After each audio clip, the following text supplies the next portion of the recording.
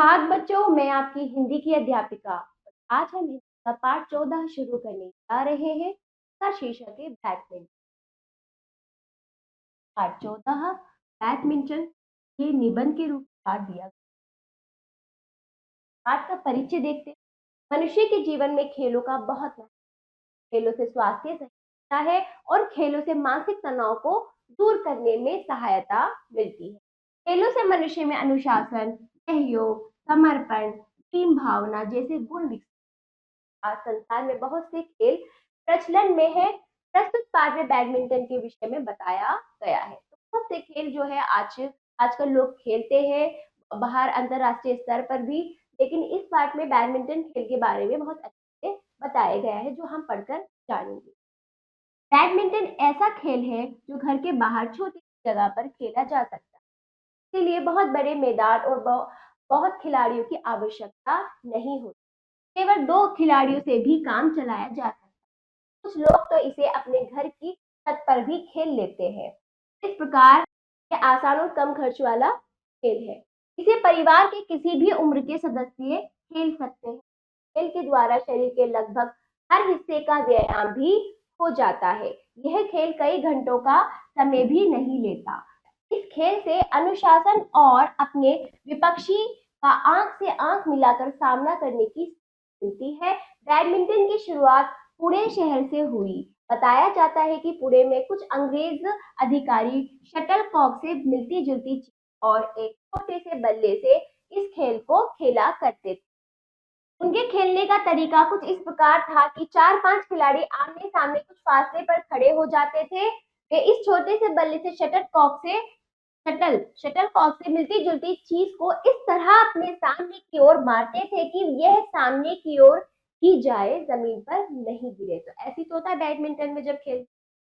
तो इस प्रकार उस समय इसे चिड़िया बल्ला कहा जाता था। आज भी कुछ लोग इस खेल को चिड़ी छक्का कहते हैं। उस समय चिड़िया बल्ला कहा जाता है लेकिन कुछ लोग आज इसे चिड़ी छक्का कहते हैं। होता है ये खेल, क्या है इस खेल का नाम? बैडमिंटन। सन 1870 में इस खेल को थोड़ा परिवर्तित रूप में खेला जाने लगा। सन 1870 में इस खेल को इंग्लैंड के ग्लोसेस्टरशायर नामक स्थान पर एक हॉल में खेला गया। सन 1877 में बैडमिंटन के नियम बनाए गए। इस खेल के नियम बनाए गए कब? 1877 में। और इन नियमों को कराची से प्रकाशित कराया गया। बाद में इन्हीं नियमों को इंग्लैंड से प्रकाशित किया गया। उस समय तक इस खेल को टेनिस कोर्ट में ही खेला जाता था और दोनों ओर से 5-5 खिलाड़ी खेला करते थे। उस समय इस प्रकार ये खेल खेला जाता था। इसके नियम बनाए गए 1870 में और ये 1870 में इस खेल में थोड़ा परिवर्तन हुआ। जो कहाँ खेला गया था? इंग्लैंड के ग्लोसेस्टर शायर नामक स्थान पर 1870 में खेल खेला गया। कुछ समय बाद इस खेल के लिए टेनिस कोर्ट से थोड़ा कम आकार का कोर्ट बनाया गया। इसी तरह बैडमिंटन के रैकेट का आकार और शक्ल सूरत में भी बदलाव किया गया। कैसे इसका इतिहास है? बैडमिंटन के खेल की जो वस्तु है उनका इतिहास और इस तरह से इनमें बदलाव हुआ। कैसे कैसे ये खेला जाने लगा, पहले कैसे खेला जाता था और बाद में कैसे खेला जाता था, इस बारे में यहाँ बताया जा रहा है। बच्चों, प्लास्टिक के प्रयोग से शटलकॉक या चिड़िया को बनाया जाने लगा। इस तरह इसका आधुनिक रूप सामने आया और इसकी कीमत में भी कमी आ गई। सन 1934 में अंतरराष्ट्रीय बैडमिंटन फेडरेशन का गठन किया गया। तो ऐसे ही बैडमिंटन फेडरेशन का गठन किया गया 1934 में। इसके बाद बैडमिंटन प्रतियोगिता का आयोजन किया जाने लगा। इस तरह एक देश के खिलाड़ी दूसरे देश के खिलाड़ियों से मैच खेलने लगे। क्या खेलने लगे? एक देश का खिलाड़ी दूसरे देश के खिलाड़ी से मैच खेलने लगे। आपस में क्या कंपटीशन होने लगा। इसी साल से बैडमिंटन को ओलंपिक खेलों में शामिल कर दिया गया। तो ओलंपिक खेलों में इस साल से शामिल किया गया। अब बैडमिंटन पूरे विश्व में फैलने लगा। बैडमिंटन के खेल के नियमों में अधिक परिवर्तन न होने के कारण ये खेल प्रसिद्ध हो गया। तो इस तरह से ये खेल का इतिहास इस प्रकार हुआ। बैडमिंटन खेलने के स्थान को बैडमिंटन कोर्ट कहा जाता है। जहाँ बैडमिंटन खेला जाता है उसे बैडमिंटन कोर्ट कहा जाता है। इसे किसी खुले स्थान या छत आदि कहीं पर भी बनाया जा सकता है। वैसे बैडमिंटन कोर्ट को बंद हॉल में बनाना अच्छा होता है। बैडमिंटन के खेल को खुले मैदान की अपेक्षा बैडमिंटन हॉल में खेलना अधिक सुविधाजनक इसलिए है क्योंकि बंद हॉल में शटलकॉक पर हवा का दबाव नहीं बन पाता है ना। जब शटलकॉक बहुत हल्की होती है, अगर खुले में खेलोगे तो हवा चलेगी तो उसकी दिशा बदल जाएगी, है ना, बजाय सामने जाने के इधर उधर जा सकती है। इसलिए बंद हॉल में खेलना ज्यादा सही होता है। शटलकॉक हवा के दबाव से बच जाती है। बैडमिंटन हॉल का फर्श लकड़ी का बना होना चाहिए ताकि खिलाड़ी फर्श पर फिसलने ना पाए। बैडमिंटन हॉल में पर्याप्त रोशनी व हवा भी होनी चाहिए जिससे खिलाड़ियों को आराम महसूस हो सके। बैडमिंटन कोर्ट का आकार एकल व युगल के आधार पर अलग अलग होता है। एकल मैचों के लिए कोर्ट का आकार 44 फीट लंबा और 17 फीट चौड़ा होता है। युगल मैचों के लिए यह 44 फीट लंबा और 20 फीट चौड़ा, तो चौड़ाई में अंतर होता है, लंबाई समान होती है। इस तरह से उसका जो कोर्ट का आकार होता है ना, जहाँ खेला जाता है, की लंबाई चौड़ाई बताती है। इसे एक जाल द्वारा दो पालों में विभाजित किया जाता है। देखिए बीच में एक जाल आगे, एक पाला इधर आगे, एक नेट के दोनों ओर 1.98 मीटर की शॉर्ट सर्विस रेखा होती है। शॉर्ट सर्विस रेखा होती है 1.98 मीटर की शॉर्ट सर्विस रेखा होती है। कोर्ट के बाएं आधे भाग को बाएं सर्विस कोर्ट तथा दाहिने भाग को दायां सर्विस कोर्ट कहते हैं। ये पूरी जानकारी इस प्रकार दी गई, कैसे कैसे होना चाहिए, किस प्रकार से कोर्ट का आकार होना चाहिए, सब जानकारी यहाँ दी जा रही है। नेट या जाल बांधने के लिए दो लकड़ी की बल्लियां या लोहे के खंभे लगाए जाते हैं जिनकी ऊंचाई फर्श से 5 फुट 1 इंच होती है। नेट यानी जाल मजबूत डोरियों से बना होता है जिसके जाल की चौड़ाई 2 फुट 6 इंच होती है। सबकी अच्छे से आकार कितनी लंबी होनी चाहिए, कितनी चौड़ी होनी चाहिए, किस तरह से, सब कुछ यहाँ बताया गया है जहाँ बैडमिंटन खेला जाएगा। बैडमिंटन खेलने के लिए रैकेट लकड़ी या स्टील का बना होना चाहिए। लकड़ी या स्टील का बना होना चाहिए। यह दांत या प्लास्टिक के मजबूत तारों से बुना होता है। खिलाड़ी अपनी सुविधा के अनुसार अपने अनुसार स्टील या लकड़ी के रैकेट को चुन सकते हैं जैसा उन्हें ठीक लगे। शटल का वजन 73 ग्राम से 85 ग्राम के बीच होता है। इसमें चिड़िया के पंखों की कुल संख्या 14 से 16 के बीच होनी चाहिए। इन पंखों की लंबाई 2.5 से 2.75 इंच के बीच होनी चाहिए। एकल मैच के खिलाड़ियों की संख्या 2 और युगल मैच में खिलाड़ियों की संख्या 4 होती है। बैडमिंटन खेलने के लिए एक आधिकारिक पोशाक होती है। एक आधिकारिक सबकी समान रूप से पोशाक होती है, जिस खिलाड़ियों की पोशाक भी समान रूप से समान होगी सबकी। बैडमिंटन खेलने के लिए एक आधिकारिक पोशाक होती है जिसमें पुरुषों के लिए हाफ पैंट व हाफ शर्ट जर्सी होती है। महिला खिलाड़ियों के लिए यह पोशाक सफेद स्कर्ट, ब्लाउज, कपड़े के जूते व मोजे होनी चाहिए। तो इस तरह से सबकी अपनी अपनी पोशाक होती है, अपने अपने तरीके होते हैं। मैच में निर्णय करने के लिए 2 रेफरी होते हैं। क्या होते हैं? 2 रेफरी होते हैं। इनकी सहायता करने के लिए 2 लाइन मैन और एक सर्विस जज होते हैं जो वहां पर उनकी मदद करते हैं, उनकी सहायता करते हैं और पूरे खेल पर नजर रखते हैं। खेल का आरंभ यानी शुरू करने से पहले टॉस किया जाता है। क्या किया जाता है? टॉस किया जाता है जिसमें दोनों ही पक्षों के बीच रेफरी टॉस करता है। तो रेफरी जो होता है, जो उनकी मदद करता है, वहां पे एक आदमी जो रेफरी बनकर आता है जो उनकी टॉस में मदद करता है। ठीक है। इसके बाद दोनों पक्ष इस बात का चुनाव करते हैं कि पहले सर्विस कौन करेगा, कौन सी दिशा का चुनाव किया जाए। रेफरी का निर्णय अंतिम होता है। जो निर्णय लिया जाए उसको सबको मानना पड़ता है, जितने भी खिलाड़ी होते हैं, और दोनों पक्षों को मानना होता है। सर्विस जज का काम इस बात को देखना है कि सर्विस करते समय खिलाड़ी के दोनों पांव फर्श पर टिके हैं या नहीं। जो सर्विस जज है वो ये जज करता है कि खिलाड़ियों के दोनों पांव टिके हुए हैं या नहीं। वह सर्विस संबंधी सभी प्रकार की गलतियों पर अपना निर्णय दे सकता है। तो ये खिलाड़ियों की गलतियों पर देखता है। ठीक है।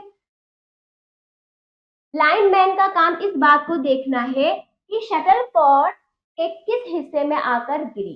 शटल जो है कोर्ट के किस हिस्से में, जो मैदान है वहां पे खेलने जाने वाला स्थान, वहां पर कॉक जो शटल कॉक कहाँ पर किस हिस्से में आकर गिरी, इस बात का ध्यान कौन रखता है, लाइनमैन, यानी किस लाइन पर किस जगह आकर गिरी।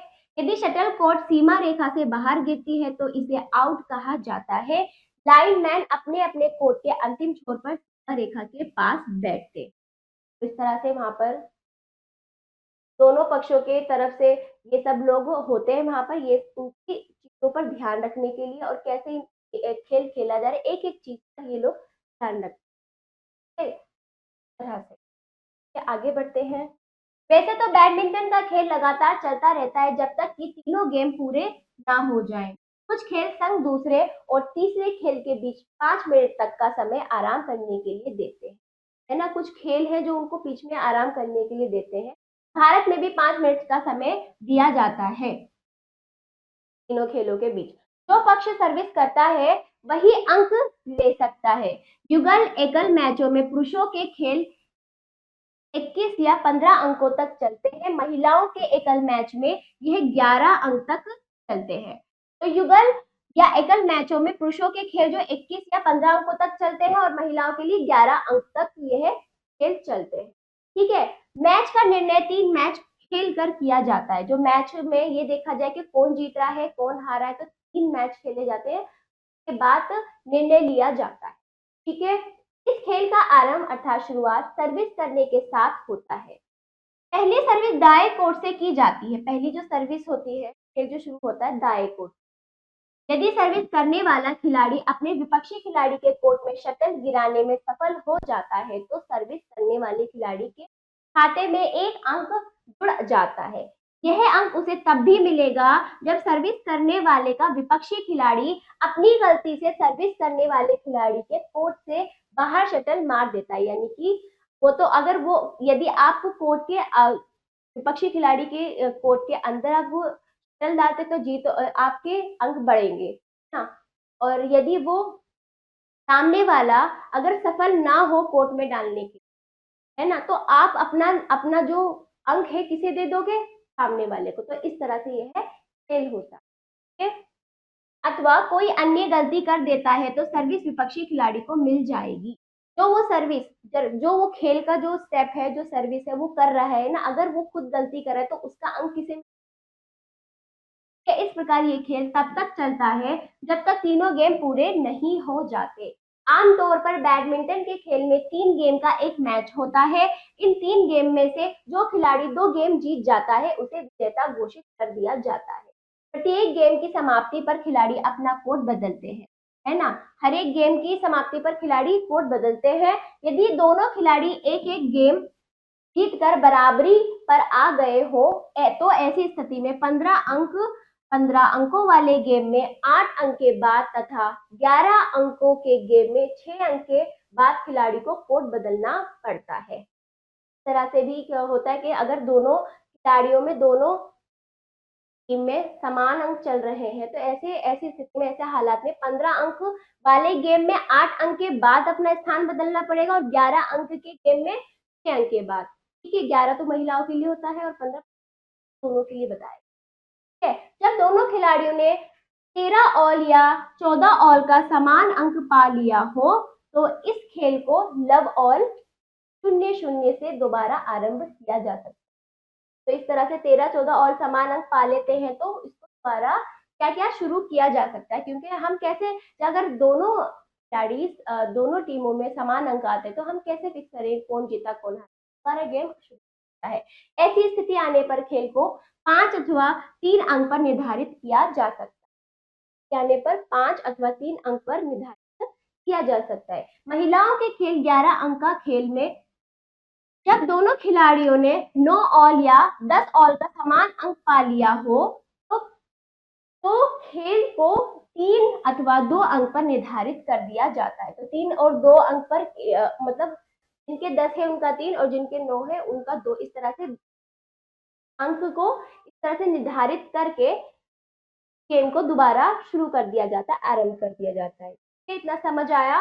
भारत में बैडमिंटन का खेल बहुत प्रसिद्ध है। यद्यपि यहाँ संसार के अन्य खिलाड़ियों की तुलना में चैंपियन खिलाड़ी कम ही बन पाए हैं, किंतु यह तो लगभग हर खेल में है। इसके बाद भी भारत में कुछ ऐसे खिलाड़ी हुए हैं जिन्होंने विश्व बैडमिंटन में भारत का नाम रोशन किया है। इनमें प्रकाश पादुकोण, सैयद मोदी, प्रकाश विक्रम सिंह, हरजीत, विमल कुमार, उदय पवार, मधुमिता बिष्ट, सुशांत बोरा आदि प्रमुख है। भारतीय बैडमिंटन में एक खिलाड़ी ऐसा भी हुआ है जिसने पूरे 20 वर्ष तक सफलतापूर्वक इस खेल में अपनी प्रतिभा का लोहा मनवाया है, लोगों को दिखा दिया है कि वो एक सफल भारतीय बैडमिंटन खिलाड़ी है। इस खिलाड़ी का नाम है प्रकाश पादुकोण। प्रकाश पादुकोण ने सन 1970 में मात्र 16 वर्ष की आयु में जूनियर बैडमिंटन चैंपियन तथा सन 1971 में 17 वर्ष की आयु में राष्ट्रीय चैंपियन का दर्जा पा लिया था। उन्होंने 1889 में राष्ट्रीय व अंतरराष्ट्रीय बैडमिंटन प्रतियोगिता में संन्यास ले लिया। ठीक है, ऐसा कहा जाता है कि प्रकाश पादुकोण ने संन्यास लेने के साथ ही भारतीय बैडमिंटन के एक युग की समाप्ति हो गई। ऐसा कहा जाता है कि प्रकाश पादुकोण के संन्यास लेने के साथ ही भारतीय बैडमिंटन एक युग की समाप्त हो गई है। प्रकाश पादुकोण की पुत्री आज की प्रसिद्ध सिनेमा अभिनेत्री दीपिका पादुकोण है। समझ में आया? दीपिका पादुकोण प्रकाश पादुकोण की पुत्री है, जो कि क्या थे?